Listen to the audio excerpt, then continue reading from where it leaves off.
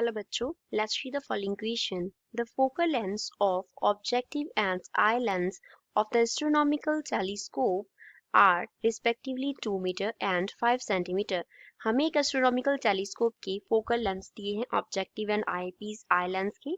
हमें क्या बोला है? जो final image है that is formed at first case least distance of distinct vision, second case infinity. हमें क्या करना है? Magnifying power in the two cases will be magnifying power find out करना है बोथ केसेस में. Options are -48 and -40. Second option -40 and -48.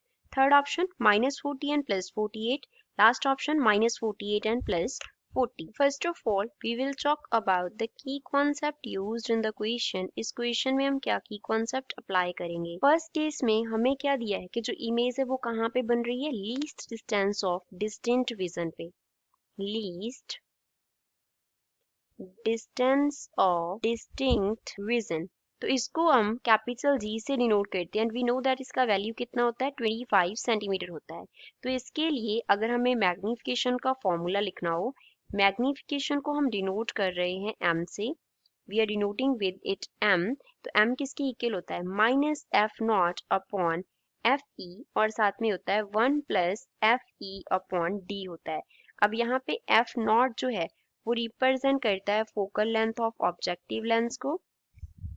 Focal length of objective को. And fe जो है वो रिप्रेजेंट करता है focal length of eyepiece को.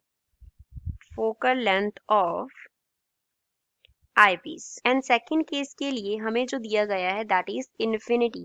कि इमेज कहाँ पे बन रही है? इन्फिनिटी पे बन रही है. तो फॉर इन्फिनिटी अगर हमें मैग्निफिकेशन पावर का फॉर्मूला लिखना होता है तो वो क्या होती है? -f0 अपॉन fe के इक्वल होती है. f0 जो है focal length of the objective lens, ये हम क्या लिख रहे हैं? गिवन वैल्यूज लिख रहे हैं. गिवन क्या है हमें? Focal length of the objective lens f0 जो है वो 2 मीटर गिवन है. Focal length of the eyepiece जो हमें गिवन है वो कितनी गिवन है? 5 सेंटीमीटर गिवन है. Now we know that 1 centimetre is equals to 0.01 metre होता है. तो हम यहाँ पे क्या लिख सकते हैं? That fe is equals to 0.05 metre हो जाएगा. मीटर में कन्वर्ट कर लिया.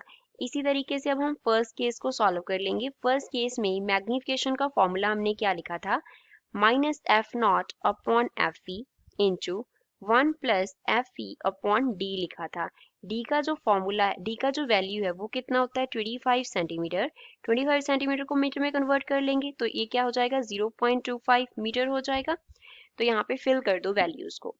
m जो है वो किसके इक्वल आ गया? -f0 2 आ गया upon fe 0.05 into 1 + fe 0.05 upon d 0.25 हो गया.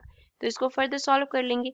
m जो है वो किसके इक्वल आ गया? 2 अपॉन 0.05 ये हमें देगा 40.